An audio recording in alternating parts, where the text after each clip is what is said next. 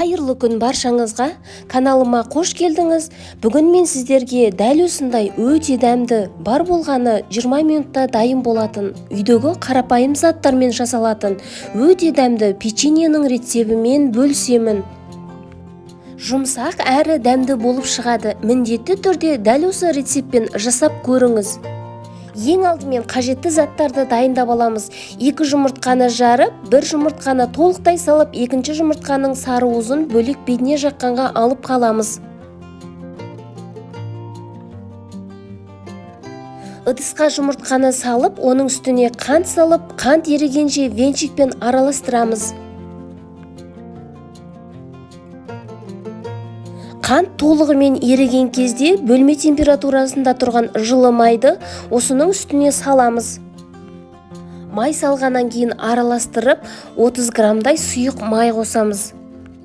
Алдын ала илеуіштен өткен ұнға 1 шай қасық қопсытқышты қосып, толығымен оны да араластырамыз. Дайын массаның үстіне ұнды шетінен аз-аздан сала отырып, жұмсақтау қамыр илейміз.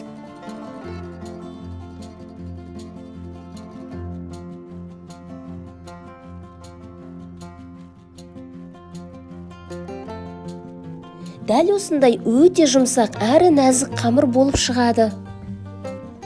Қамырды 5-10 минутқа бетін жауып тындырып қойып, келесі кезекте оқтаудың көмегімен дәл осылай етіп жайып аламыз.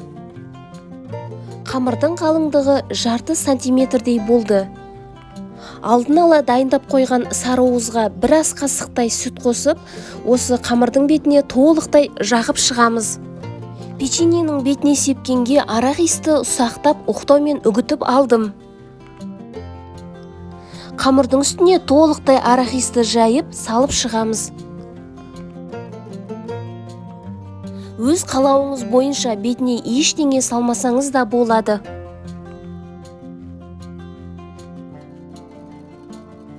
Кескіштің көмегімен немесе пышақтың көмегімен печеньеларды 4 бұрыштап кесіп аламыз.